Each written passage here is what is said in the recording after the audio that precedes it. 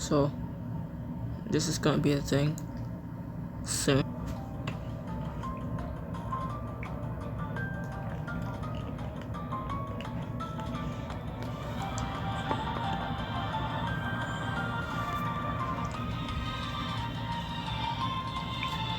Chapter 5. Winds of Change.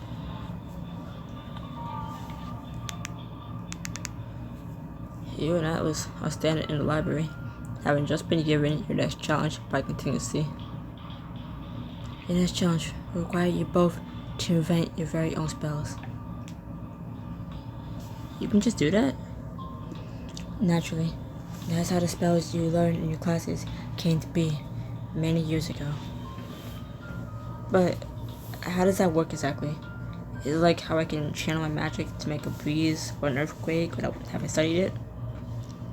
No. Wild magic like that relies on instinct.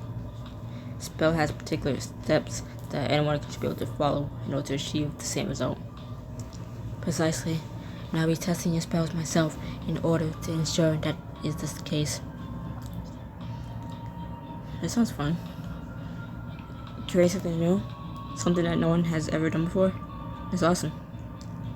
The point of these trials is to push you both to your limits, so I may observe how you perform. But I suppose there is no harm in your excitement. It may even be of some benefit. In my experience, creating spells is more difficult than fun. But maybe it's different when your life is on the line while you're doing it. That's the spirit. Additionally, in order to ensure fairness, you'll be required to invent a spell using the same elements. Your spell must use air and water and have offensive qualities. Okay, but how are we supposed to know if we're actually inventing a new spell, which rediscovers something someone else once learned?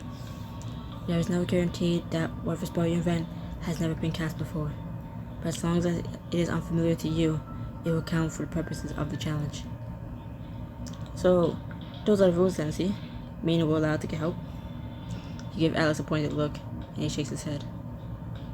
You are welcome to seek advice and assistance from whatever sources you wish, so long as it is you who ultimately invents the spell. Then, to your surprise, a small smile tugs at the corners of Contingency's crystalline lips.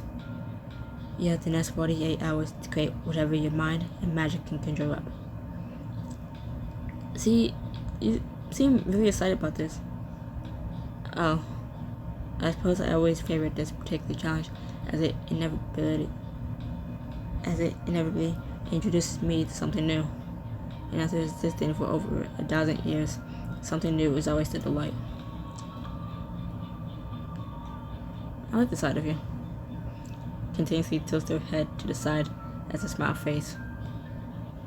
Really? Why? I mean, you know we are a business. You show up, give us a challenge, and that's it. So let's see that you can enjoy something. It makes you more relatable. I shall make note of that in my databanks, though I am unsure of the benefit of contestants relating to me. But I shall cease distracting you and let you both get to work. As Contingency dissolves back into the crystal, you turn to Atlas. So, you got any ideas about the kind of spell you're going to invent? I do. And? Don't leave me in suspense here. I'm not sure we should. Oh, come on, Atlas. See, you literally just said it was okay to get help for this one. We can talk to each other without anything bad happening. I promise. You don't know when to give up, do you? I'm told it's one of better qualities. By who? Yourself? You punch Atlas in the shoulder, over him to return the gesture twice as hard. Oh, okay. Now you have to tell me what you're thinking. Well, when he said a spell to use air and water, my first thought was the weather. Seems like the most straightforward way to combine those elements. I just have to figure out how to turn them into something offensive. Alice, I'm sure you'll figure it out. After all, you already have experience making your own spells. Only one or two. Hey, supporting me. At least now you have an idea where to start. Then I guess I'll see you once we can both complete our spells. Alice nods, then heads for a library exit, while he paused in the doorway and turned back to you. Good luck, Elijah. Same to you. That evening, you find yourself in the common room of your dorm with Loomis and Navi.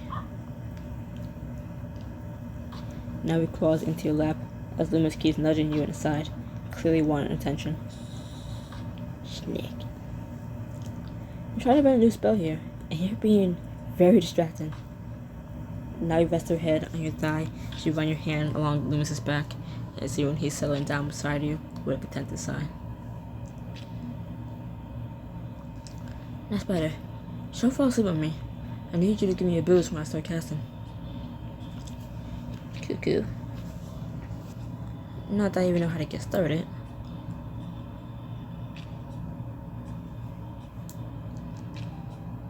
Cast them separately and combine them. I just need to make a little water, a little air. You summon a globule of water into one palm and a small vortex of air into the other.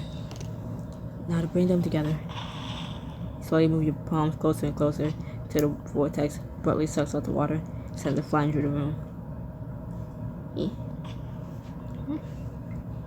Okay, well, that didn't work. You think with all the magic I've done, it needs to be easier, but I have no idea how to turn my normal cast into a spell. But as you sit on the couch, contemplating your next move, you hear a strangely familiar voice, like a whisper in the wind. Elijah. Who?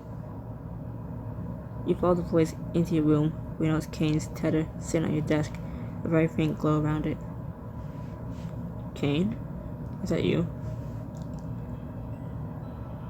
As soon as you lift the horn in your hands, your eyes close, and a warm glow you usually feel when you meditate surrounds you. Elijah, here you are. It's a pleasure to see you.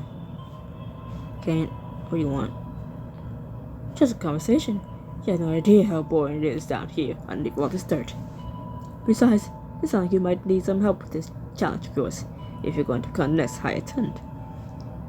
How do you even know about that? I might be dropped, but there's air everywhere, and therefore a bit of me everywhere. Whenever I feel like listening in, it's all too easy. It's not as though I have much else to do in the moment. And why would you want to help me? I'm one of the people who sealed you away, remember? Vividly. But you also get my tether from being sealed away with me, and I suppose I owe you for that. Kane gives you an indulgent smile, and he let out a sigh, consented. Alright, I'm listening. What's this amazing advice you have for me? Whenever I made my own creations, I found the result is far less important than the journey it takes to get there. Enjoy the process, the experimentation. If you happen to land something interesting, you can go back and attempt to replicate it. That's easy for you to say. I only have 48 hours to figure this out. There's always an alternative solution, Elijah. You know your eyes at him. His smile seems to grow. And what's that? Release me from this prison, and the competition will be no longer. And the competition will no longer matter. You may be free of it. In your dreams. I'm not stupid. I remember what you said when you locked you away. Like you swore to come from me and Atlas first. I was changed. I've seen the error of my ways. Thousands of years trapped wasn't enough to change you last time. I really doubt a few months have made a difference. I'm never going to let you hurt me or people important to me ever again. Now, if you don't mind, I've got work to get back to. I'll be here, waiting, until you're desperate enough to have nowhere to turn. That's not going to happen. You open your eyes and set Kane's tether back down, and his voice fades from your ears. You might not be able to trust Kane, but his advice would sound enough. Just need to put into practice. But as you step back into the common room, Beck comes through the door and greets you with a kiss. To what do I owe this visit? Or did you just miss me? You're well aware that I always miss you when we're apart. I know. I just like hearing you say it. A light blush dust his cheeks. A light dust blush his cheek. A light blush dusts his cheeks. Then he shakes his head. I came out to check in on how you and see how you're faring with inventing a completely new spell. I know the process of spell creation is often difficult, and you're on a tight timeline on top of that. I totally have it handled. That's wonderful to hear. What's the intended effect of the spell you're trying to create? Oh, I haven't decided yet. You're creating a spell without knowing the intended effect? Okay, so I honestly haven't figured any of it out quite yet. But you don't need to worry. I've still got plenty of time. I'm sure I'll come up with something. Forgive me for saying, but it sounds like what you need right now is a break. I can't take a break. I've hardly made any progress. Wait, hang on. Is the workaholic Beckett Harrington actually suggesting that someone else stop working for a bit?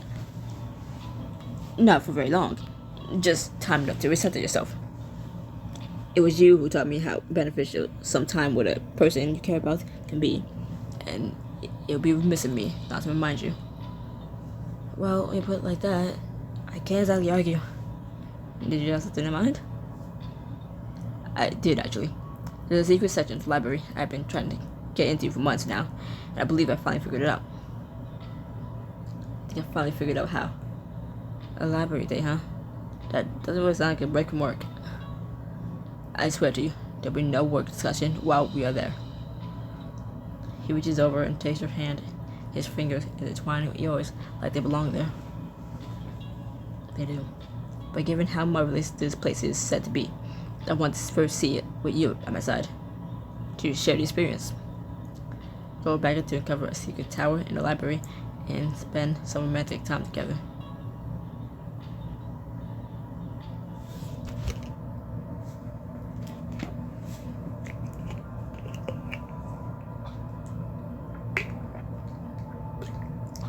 You and Beckett wind up in the back corner of the library, where you know it's an empty section of wall between two towering bookshelves. I take it is the entrance to the super secret section of the library you somehow discovered. Laugh what you want, but it took me 4 weeks of careful research to uncover the location. Then another dream to learn the magic needed to reveal it. Beckett places his palm against the wall and then does a complicated gesture with his other hand. Beneath your watchful gaze are lies, revealed to us in starbound skies. As Beckett mutters the incantation, the empty section of wall starts to turn, revealing a spiral staircase hidden behind it. Okay, I know I was teasing you earlier, but this is already incredibly cool. Just wait until you see what's at the top. You follow back up the stairs and into a beautiful and cozy tower that looks out the night sky.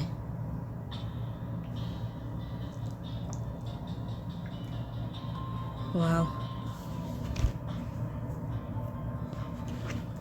Beckett, how did you find out about this place? Well, I haven't spent so much time in the library. I found it odd how that one section of the wall didn't have a bookcase on it. So I had Mr. Cornswood pull the most recent blueprints, which also showed a notable absence in that area. Okay, but how do you go from a notable absence on a blueprint to realizing there's a hidden room? By cross-referencing all the other blueprints we have of the library, going back to Pendergast's founding. It was also mentioned in a rather obscure memoir written by former astrologer and Pendergast student Harriet Pulser. You go out the small room, take a seat on a bench on the other side, gazing out the massive windows at the stars. I think this place may have the best view in all Pendergast. It certainly does from where I'm standing. Turn to see Beckett watching you, a soft smile on his face and affection in his eyes. I can say the same thing. Of course, the view isn't all that's an offer. He takes hold of a crank and begins to turn it, and as he does, the stars in the sky shift the same way they normally do as seasons pass. How does that work? It's just a bit of illusion magic. Rather simple. The complicated part is the timekeeping mechanism that informs the illusion spell of which to display. Let me try. You got the crank and spin it, causing all the stars in the sky to blur as they streak across the dark background. See that, stars? I'm the one in charge now. As the stars gradually come to a halt once more, you turn back to Beckett, who's gazing up at them in awe. So was this everything you hoped it would be? It is. It is just as incredible as I suspected when I first read about it. And it's made even better with current company. But what about you? How do you feel being up here? Like I'm on top of the world. Up here I can see so far beyond Pendergast, it makes me feel like I'm capable of anything. Heights have never given me that much confidence, though I am familiar with it. It normally just comes after I've solved a particularly complex problem or cast a very difficult spell. Have I told you lately that you're such a nerd? Yes, but do recall that I'm your nerd. And as he says it, his cheeks flush, as they should. But I'm glad to hear that this place has made you feel a bit better. Beckett takes a seat beside you, on the bench, expression pensive. I admit, I've been worried about you. What with the competition and everything. I know what it's like to live under that amount of pressure, under this expectation that you have to do great things. Some of that pressure was self-inflicted. It was, but some of it also came from my family and from those familiar with the Harrison name. And if it weren't for you and the rest of our friends, I think that pressure would have swallowed me whole. And that's a bit of an understatement. You nearly had a breakdown last year when your sister fact-checked you. That's precisely my point. I almost fell apart. That was weight all by my side. He places his hand comfortingly on your shoulder. I did not wish to see anything like that happen to you. So there's a way I can help, even if it's just by listening to you talk about it. I am here for you. I could break down any minute. I've been trying to put on a brave face and just take everything a day at a time, but, well, you don't have to do that here. Having to compete against Atlas was bad enough when it was just a hired ton judging us, but it got worse when it became a real competition. And at the end of this, one of us is going to have to go back to normal life while the other becomes the most important person in government. No matter what happens, I feel like nothing's ever going to be the same. Unfortunately, I can't say that won't be the case. But I can promise that regardless of what changes occur, myself and our friends will still be there to support you. Thanks, Beckett, for checking out on me and showing me this place. You would have done the same for me. And besides, there are a few others who could appreciate a grand rediscovery such as this. It's such a shame it's been sitting here empty for years, hidden away inside of you. I suppose I should tell Dean Swan about it. Perhaps she will reopen it to students. Or we can tell her about it right after we graduate. That way, it can be our own private getaway. Where we have the ruse. How many secret getaways does one person need? But this secret getaway will be just for the two of us. Place your hand on his thigh as you lean in until your faces are only inches apart. After all, I've gotten a lot of time alone lately. Beckett's gaze drops down to your lips, his pupils going wide as he swallows roughly, and his cheeks turn pink. No, we haven't. Not till now, at least. Then we better take advantage of it. His eyes slide shut as he begins to close to you, but you can feel the warmth of his breath on your lips.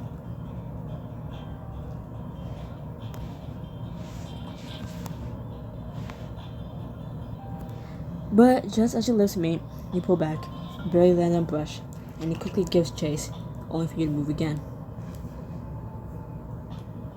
Elijah, that's not fair. Sorry, I can't help it. You're so cute when you're desperate. You give the corner of his mouth a teasing lick, only to retreat when he turns his head to kiss you fully. Every time he comes close, you move away, till you're practically lying on the bench with him, embraced above you. Nowhere left to run. I'm all yours. With his arms bracketing you in, he leans down and finally kisses you. Your bodies slide in together perfectly. He tastes of wood smoke and wintergreen, and you drag your fingers through his hair. And you drag your fingers through his hair in your desperation for more. Beckett. But rather than give you what you desire, he peppers feather-like kisses across your face, and you drag him back down. Time seems to blur, and you lose yourself in his lips, and when he finally sits up, you're both flushed and panting. You have persuaded me that we're quite in need of our own place, somewhere we can go to escape everyone else. That's what I thought. But given how late it's gotten, I should probably get back to my dorm and get some sleep. You're not gonna work on your spell anymore tonight? No, I started to think working alone isn't the best way to go about it.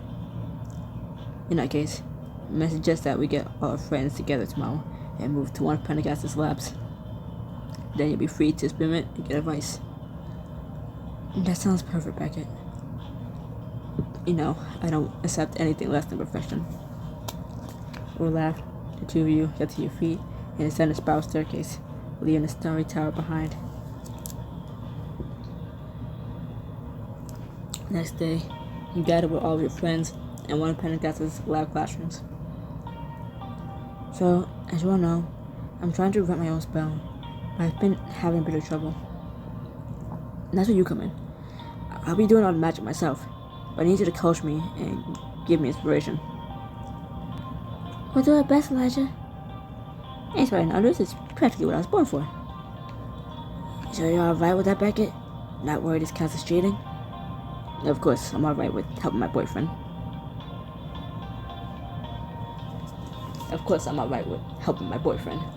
After all, even the greatest attuned need advice from time to time. Sitting at one of the tables, Griffin barely stifles a yawn. You sure you're up for this, Griffin? You look like you need a nap. I was just up late working on some job application stuff, so I didn't get as much sleep as I've liked. But I promise, I'm ready to help in whatever way I can. Now let's get started. Okay, that's what I'm struggling with. That's what I'm struggling with. I don't have the first idea where to start. Well, it usually helps to know what you're trying to create in the first place. And Becky's right, but you still need to leave room to improvise. Think of spells like a spot product. You don't need to know anything about them, but you should have some idea about the effect you want. Can't say I'm a big fan of structure, but I'll give it a shot. Spell has to be offensive, right? So let me start there. You have a strong spell that focuses on a single target, or a weaker spell that can cover a wider area. I want something that covers a lot of ground. Neve has shown me that if you can control the fear of battle, you control the battle itself, and that's easier to deal with a bigger spell. So, what if I had to sacrifice a little bit of power to make it happen? It's worth it. Spoken like a true team player. Then I guess it's just a matter of deciding how you want to use air and water to achieve that. Well, Alice suggested that those two elements were perfect for making a spell that involves manipulating the weather. So I think the obvious answer is to use air to make a storm. But what kind of storm do you want to create? I've been drew so many different ones out in the grove. Some storms stick around and keep dumping rain on you, while others blow dew in a matter of minutes. And of course, there are the wild ones that you just can't predict. Those are always targets on my leaves.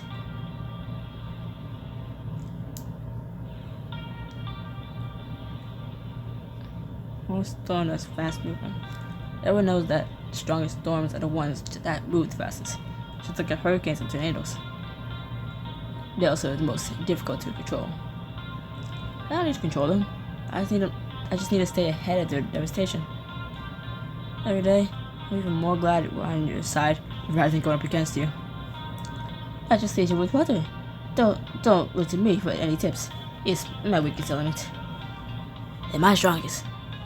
But the great thing about water is versatility. You can turn it into steam or ice.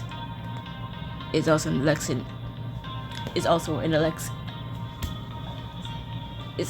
an excellent conductor of electricity. You can even turn it into acid. Acid. What do you know about acids? Acid actually forms out of time in nature. Sometimes it's because of pollutants in the atmosphere, but it can also be nutrients in the soil. Well, there you have it, Elijah. You have plenty of options for how to use water in this storm of yours.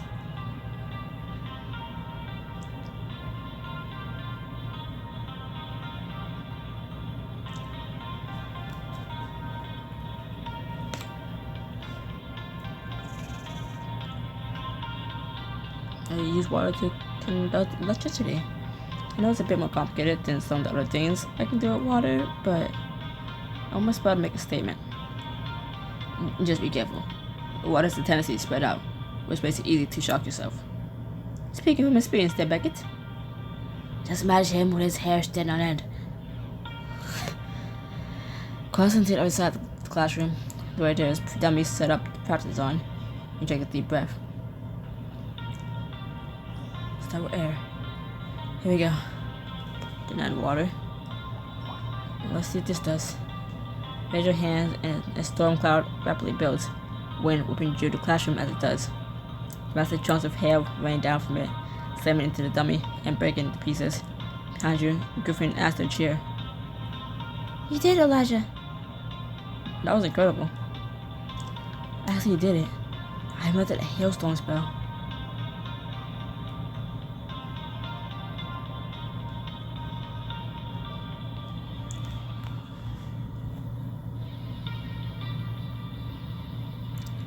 You gotta just call it hailstorm. It's way too boring. Well, this clue to the statement. Zephyr is correct. Any spell you create, you get the name.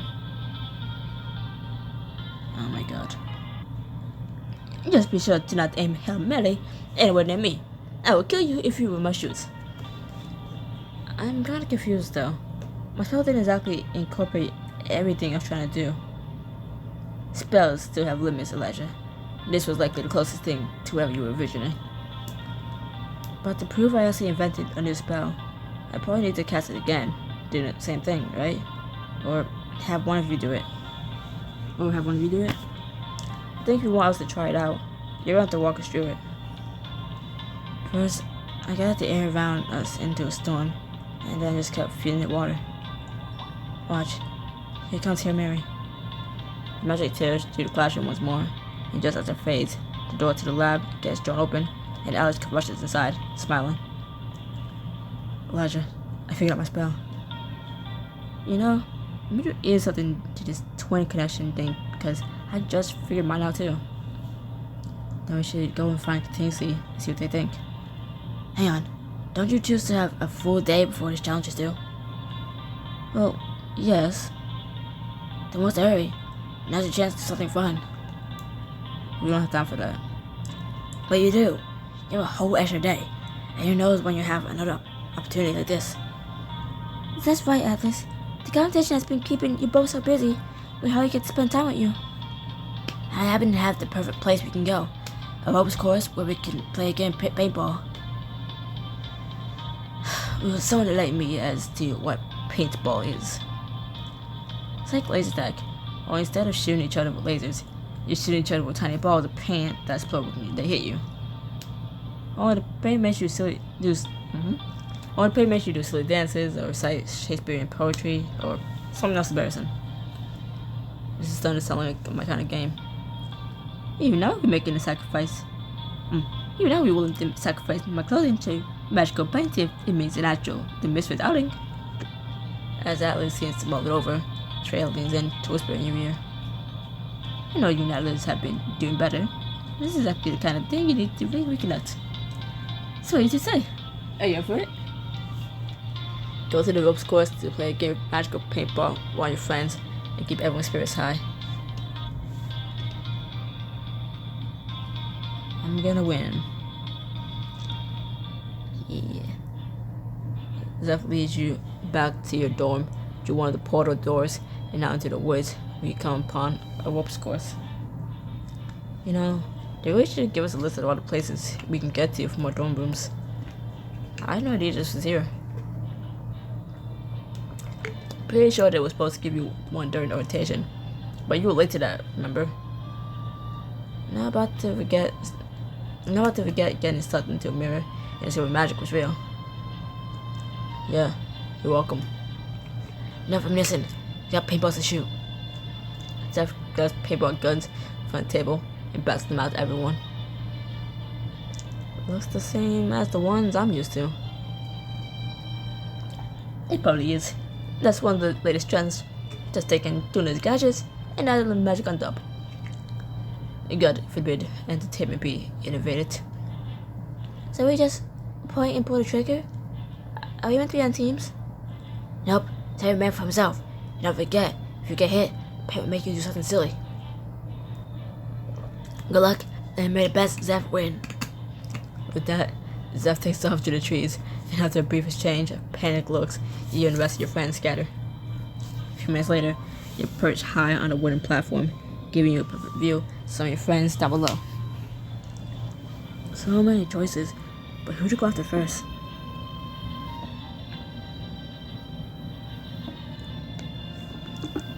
Take a minute after fire, and bright yellow paint splatters across the white fabric of her shirt. Oh. She turns towards you on the stalk, a dreamlike smile coming onto her face, but she wraps her arms around the trunk of the nearest tree. Oh, Mr. Roke, I'm so proud of you. You've grown so tall and strong over the years. And don't fret, little legends. I know you also want hugs.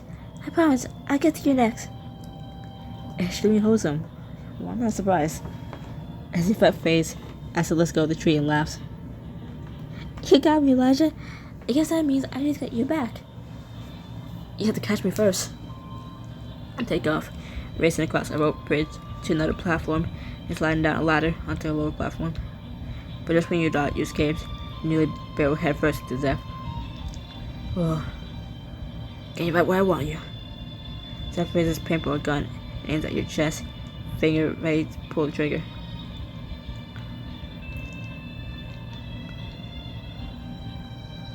Too slow. Bring your gun up and fire at the exact same time that Zeph does. Blue paint splatters across his chest, just as purple paint does the same on yours. You sway unsteadily on your feet, as you're overtaken by a sudden magical urge. Alas, poor Yorick. You break into a long, sad monologue while Zeph begins doing his best impression of a bird, flapping his arms like their wings. Squawk! As magic fades on you both, you stare at each other for a long moment. Juice and neither of us ever admits this happened. Deal. Both turn in the opposite direction and take off running. All around you can hear paintball guns being fired. It's not long before you stumble right into a confrontation between Shreya and Beckett. Are you ever gonna come back behind that tree, Beckett? Or are you scared? Your taunts have no effect on me, Shreya. It's then that they both seem to notice you. And big aside, Elijah, I'm about to get caught in the crossfire. As though he's gonna choose you over his boyfriend. I was his roommate before he got together with you.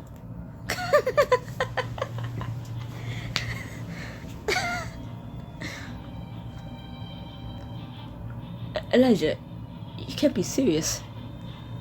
Sorry, Beckett, but Shreya's right. She did get to know me first. You just try to close in on Beckett, flanking him, and when there's nowhere left for him to hide, you open fire. Take this, Harrington. No. Beckett draws his hands out to shield himself, but it's too late. A bright pink paintball catches him in the chest, staining his blazer. I believe it's time to show off my moves. Beckett starts to do a number of ridiculous dances, starting with some kind of hand jive and ending with the worm. Work it, Beckett. When the magic fades, he gets back to his feet and dusts himself off. I never want to speak of this again. Soon, you're all exhausted, covered in paint. You settle down at the bottom of the trees. Who was the winner anyway? Me, obviously. The amount of paint you're covered in begs to differ. I think we are all winners because we all had fun. That's a proper, the mistress attitude. You sure you don't want to go another round so I can prove it to you? I'm not sure any of us have that energy. I'm not sure any of us have the energy for that. I think we kept you from finishing the challenge for long enough. I, for one, ain't not going about the panic guests looking like this. And won't be seeing what you all like this either. Shreya waves her hand, and the paint and stain is on your clothing instantly fades away. Much better. Thanks, Shreya. Me and my clothes appreciate you. As you all head back into the portal, Alice falls into step beside you, a smile on his face. I just want to say, thanks for convincing me to do this. It's a lot of fun. I should have figured you like a hyper-competitive and aggressive game like paintball. But I'm glad we did it too. I think we both need the break. Hopefully, we can come out here again sometime. All you gotta do is say the word paintball, Atlas, and I'm so there. We all are. Still riding the high of the game, make your way back to campus with your friends, laughing the whole way there. The next day, you and Atlas find contingency at Dean Swan's office, and they quickly usher you to the thief arena. Have you each successfully invented a spell? We have. Congratulations, that is quite the accomplishment. So strange to see a smile on Contingency's face, and it fades a moment later when Alex speaks. So which one wins the challenge then? You said you were going to test our spells, right? After a fashion, I'll need to see a demonstration of them, and then I will determine the winner. The arena suddenly transformed and placed you in the middle of a snowy mountain, a strange rumbling under your feet. Is this really necessary? Please begin casting now. Then Contingency abruptly disappears, and your eyes go wide, spot an avalanche heading right for you and Alice. You take cover. Boosted by his magic, Alice races across the snow toward a corpse of trees.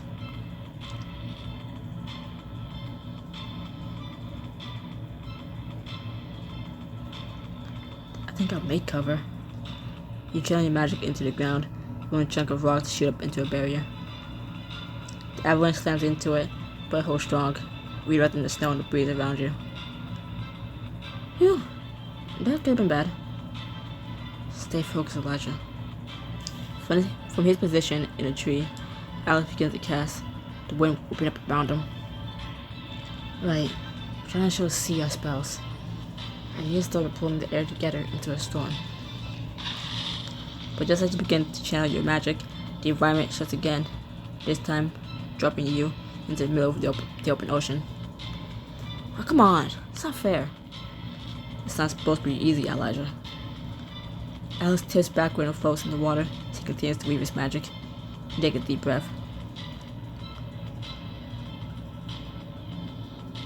This is exactly what I need for my spell. You pour your magic out into the ocean, drawing on its energy to empower you. Above your head, a storm starts to brew. Clouds rapidly forming, turning dark. Just a little more. You almost finished casting. The stadium changes again, this time placing you in the middle of an empty field. See, while I appreciate this scenery a lot more, can you stop shifting the terrain every time I get my parents? You don't get an answer, but you do hear Alice's voice. Almost there. Across the field, you watch as the tornado made of water starts to spin up around him, going with every passing moment. That water spout looks powerful. I'm not sure my spell was any match for it, but I could weaken it.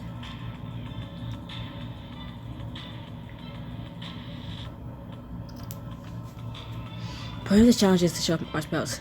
I just have to hope mine's good enough to stand on its own. Be focusing, you add even more of your magic to your spell, giving as much power as you can. By the corner of your eye, you can't help but notice how Alice's water spout starts to spin faster, tearing up the nearby trees. Ha, look at that. Just wait until you get to Hail Mary. Storm tears across the field, heading for Alice's water spout as it drops massive balls of hail to leave indentations in the dirt. The moment your magic collide, his spell gets torn apart. His storm turns his to ice chunks scattering across the grass. How? Just before your spell can hit Alice, the magic abruptly dissipates and the stadium shifts once more. Turn to the regular arena, where continuously awaits. Thank you for that showing, Elijah, Alice. Both your spells were quite impressive. It's a joy to witness. And for your inventiveness and concentration, you're this challenge winner, Elijah. Not bad for my first time making a spell. But you turn to face Atlas, surprised to find his eyebrows knit together with anger. Can't believe you made a water-based spell after I told you that's what I was planning to do. I thought you shared it with me. I thought you shared that to help me. Why would I try to be? Why would we try to help? We're competing. He's interrupted as the whole stadium shakes. A second later, the very air in the middle of the field seems to split open, like a tear in reality. What the hell's going on? It looks like something's wrong with the words. And they're breaking down. Continuously, the eyes are wider than you've ever seen them, and he darted around in clear panic. They need a higher ton to keep them maintained, and there isn't one. Well, the words are down. Then that means anyone who wanted to get on to campus and anything. And that's assuming they don't tear the school apart first.